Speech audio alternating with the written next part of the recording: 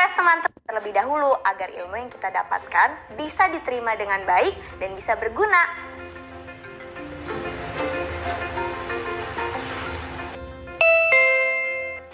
Teman-teman, teman Kak Kinan udah datang tuh.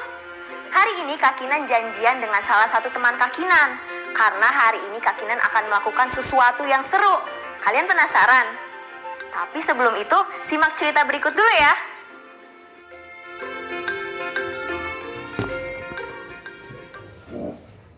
Ayo membaca. Dora dan tisu-tisu Gembili. Hacah! Bu Gembili mengambil 5 lembar tisu sekaligus untuk mengusap hidungnya yang penuh ingus cair. Udara mulai dingin. Alerginya kumat. Ia tak henti-hentinya bersin sampai ujung hidungnya memerah dan lecet. Hasyuh! Hasyuh! Kali ini bersinnya sangat keras sampai Dora, si kucing berbulu garis-garis kuning kecoklatan yang sedang asyik meringkuk di depan televisi terlompat tinggi. Cepat-cepat, Bu Gembili mengambil 5 lembar tisu lagi. Tepat di samping Dora meringkuk, keranjang sampah warna hijau sudah dipenuhi berlembar-lembar tisu yang basah oleh ingus. Dora mendengus sambil mengerjitkan hidungnya. Ia kemudian bangkit berdiri. Tepat pada saat pembawa acara di televisi berkata, "Sebaiknya kita mengurangi pemakaian tisu karena tisu terbuat dari kulit kayu." Untuk keperluan itu, pohon-pohon terus ditebang. Kita tentu tak mau kehabisan pohon untuk dibuat menjadi tisu. Mata Dora terbelalak. Ia melihat ke arah TV, lalu ke arah tumpukan tisu penuh ingus di keranjang sampah. Tepat ketika Dora menoleh ke arah Bu Gembili, ia melihat tangan Bu Gembili meraih lembar-lembar tisu berikutnya. Dora melompat keluar rumah melalui jendela. Dari jendela, ia melompat ke cabang pohon rambutan terdekat, lalu dengan sigap melompat turun. Dora paling suka bersantai sambil ngemil kacang goreng rasa ikan asin di bawah pohon itu. "Tidak, pohon-pohon tak boleh habis ditebang," Dora berkata dalam hati. Suara bersin-bersin Bu Gembili masih saja terdengar. Dora mengintip lagi dari jendela. Oh tidak, Bu Gembili sudah menghabiskan separuh dari isi kotak tisu. Dora tak bisa tinggal diam. Bu Gembili bisa saja menghabiskan berbatang-batang pohon kalau ia terus bersin dan mengelap ingusnya dengan tisu. Dora menatap Bu Gembili dan tisu-tisunya. Terus, dan terus. Sampai pada detik ke-33, Dora mengejapkan matanya, lalu segera berlari menuju ke ruang rahasianya. Ruang rahasia itu adalah lemari bekas yang ada di pinggir dapur. Dora sudah menata lemari itu dengan sangat rapi. Rak bawah untuk peralatan jahit, rak tengah untuk kain-kain perca. Dora bahkan memasang 5 senter sehingga lemari tampak terang. Dora segera mengambil beberapa kain perca dan menjahitnya. Jahit, jahit, dan jahit. 15 menit kemudian Dora mengamati hasil karyanya sambil mengangguk puas. Ia segera berlari menuju Bu Gembili yang masih saja bersin-bersin. Mata Bu Gembili mulai memerah. Tangannya meraba-raba kotak tisu. Ia tak bisa menemukan tisu lagi. Pada saat itu, Dora segera memasukkan sapu tangan kain perca yang baru saja dijahitnya ke dalam kotak tisu. Hap! Bu Gembili berhasil meraihnya dan segera menggunakannya untuk mengusap hidungnya. Selesai mengelap, spontan Bu Gembili melemparnya ke keranjang sampah. Hap! Dora segera melompat dan menangkapnya. Ia segera berlari lagi ke kotak tisu dan memasukkannya lagi ke sana. Hacuh! Hasyuh! Bu Gembili bersin dan merogoh kotak tisunya lagi. Ia mengelap hidungnya lagi dengan sapu tangan kain perca buatan Dora. Dora sudah bersiap di depan keranjang sampah. Kali ini, Bu Gembili melempar sapu tangan tepat di muka Dora. Meong! Spontan Dora melemparkan sapu tangan tersebut kembali ke arah Bu Gembili. Sapu tangan kain perca mendarat di pangkuan Bu Gembili. Bu Gembili baru menyadarinya. Ia mengambil sapu tangan itu dari pangkuannya dan melihat Dora yang meringkuk, pura-pura tidur di depan keranjang sampah. Bu Gembili melihat sapu tangan dan Dora bergantian.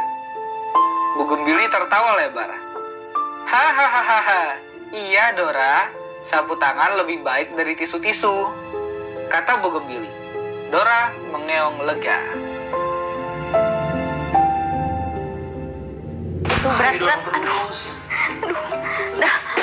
Ntar dulu, capek dulu. Bentar. Capek juga ya.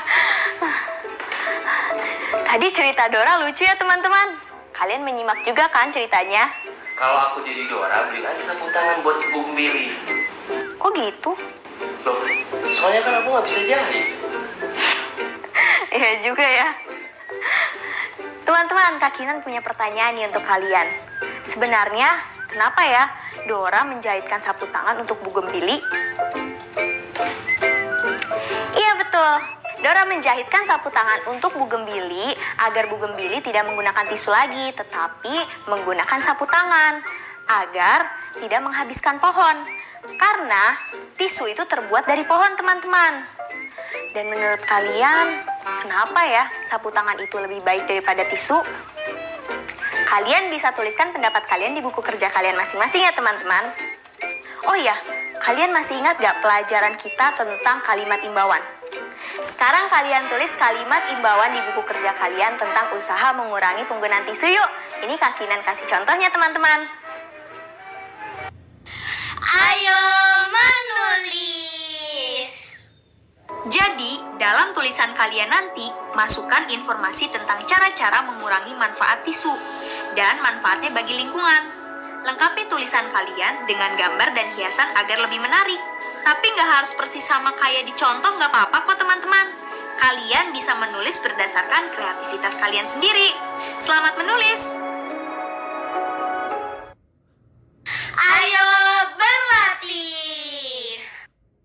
Teman-teman, di dalam kotak-kotak ini, carilah 6 kata yang banyak kalian jumpai dalam cerita Dora dan tisu-tisu Bu Gembili. Setelah menemukannya, buatlah kalimat dengan menggunakan kata-kata tersebut. Kak Kinan kasih contoh ya. Kak Kinan pilih kata bersin. Contoh kalimatnya, cuaca yang tidak menentu membuat ibu kedinginan dan bersin tak henti-henti sepanjang pagi. Nah, sekarang giliran kalian.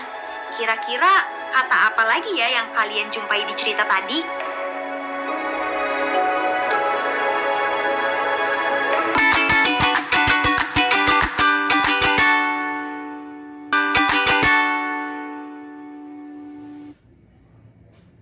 Ayo mengira.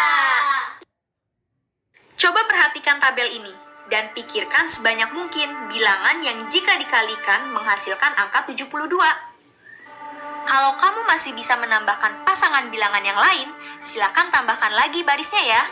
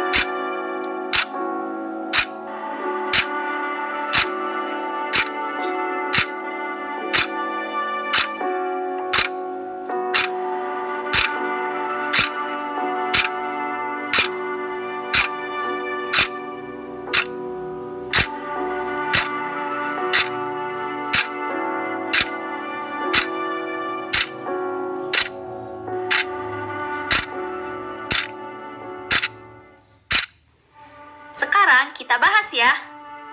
1 dikali 72, 2 dikali 36, 4 dikali 18, 6 dikali 12, dan 8 dikali 9. Aduh, panas banget. AC-nya kamu nggak nyalain ya? Enggak, karena AC itu melepaskan emisi CO2 alias karbon dioksida. Nggak apa-apa, kan rumah kamu banyak pohonnya. Nanti karbon dioksidanya itu menyerap ke pohon untuk berfotosintesis. Enggak gitu dong, Kak. Di bumi ini, pohon itu semakin sedikit. Lihat aja hutan-hutan di Indonesia. Contohnya, hutan Kalimantan, Sumatera, itu semakin sedikit, Kak, pohonnya. Akibatnya, karbon dioksida yang diserap pun semakin sedikit. Oh, berarti bumi ini penuh sama karbon dioksida dong? Iya, betul.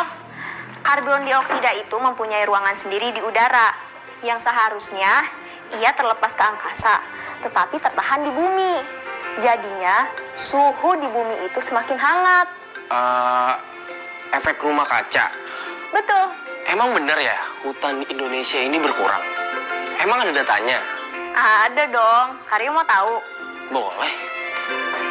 Oke. Coba lihat diagram ini yang berisi data yang diolah oleh Forest Watch Indonesia. Dari diagram ini, kita bisa membaca persentase hutan yang hilang dari tahun ke tahun. Hutan yang hilang di Jawa, Bali, dan Nusa Tenggara termasuk yang paling tinggi persentasenya jika dibandingkan dengan kondisi mula-mula. Hal yang sama terjadi di Kalimantan dan Sulawesi. Persentase hutan yang hilang di sana sempat menurun pada rentang tahun 2009 sampai 2013, tetapi naik kembali pada 4 tahun berikutnya. Nah, bener kan? Makanya kita harus jaga hutan kita supaya udaranya itu tidak semakin panas, Kak. Mengurangi pemakaian AC. Kan panas. Sebentar aja nyalain. Ya udah deh, ngalah. Terus sekarang apa? Sekarang kita tes kamera dulu. Tapi bentar. Teman-teman, sekarang teman-teman coba yuk membuat diagram garis. Ayo mencoba. Coba perhatikan data luas hutan di Kalimantan berikut ini. Bisakah kalian menggambar diagram garis yang menunjukkan luas hutan di Kalimantan dari tahun ke tahun? Ayo kita olah datanya. Pertama, bulatkan ukuran luas hutan ke dalam jutaan hektar terdekat. Kalian sudah pernah belajar tentang pembulatan kan? Selanjutnya, sederhanakan bilangan dalam jutaan. Lengkapi baris-baris selanjutnya dalam tabel ini ya.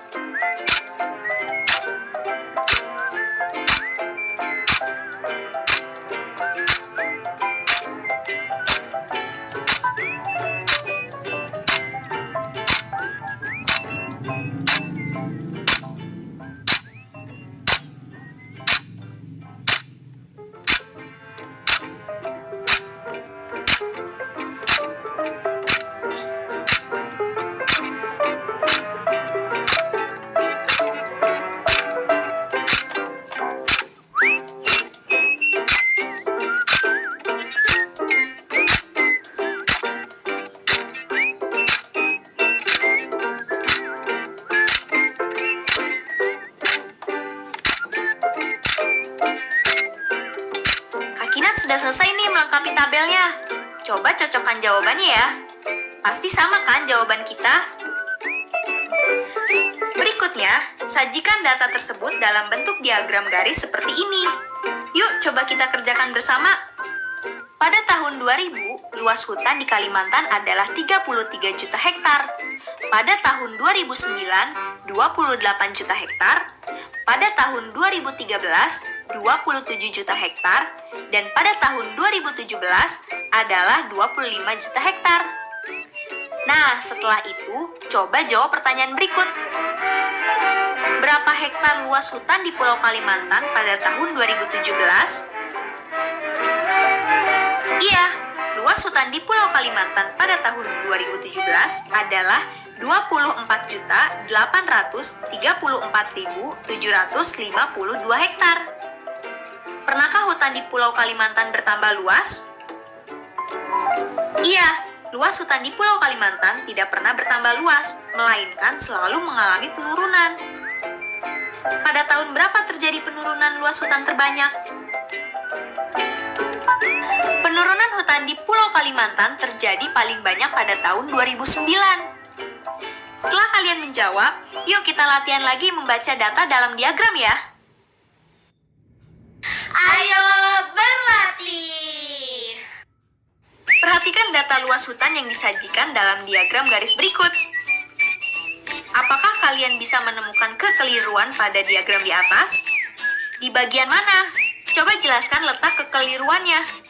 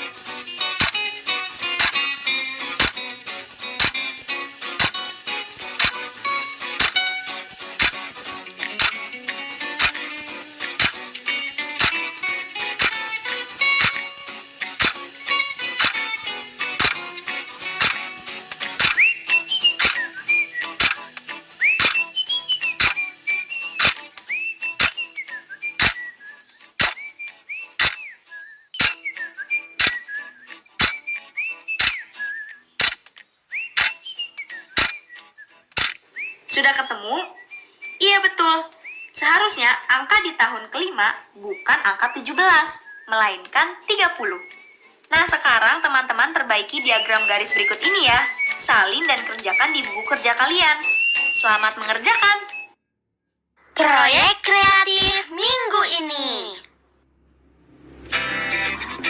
Pemirsa, Perserikatan Bangsa-Bangsa atau PBB menyebutkan bahwa tahun ini menjadi salah satu dari 3 tahun terpanas yang pernah tercatat dalam catatan iklim bumi. Gas rumah kaca di atmosfer yang menjadi pendorong utama perubahan iklim mencapai rekor tertinggi tahun lalu dan terus meningkat pada tahun 2020. Meski pandemi diperkirakan membantu menurunkan emisi karbon dioksida antara 4,2 hingga 7,5%, namun karbon dioksida tetap berada di atmosfer selama berabad-abad sehingga tidak banyak memberikan banyak pengaruh bagi planet. Udah, coba mana lihat.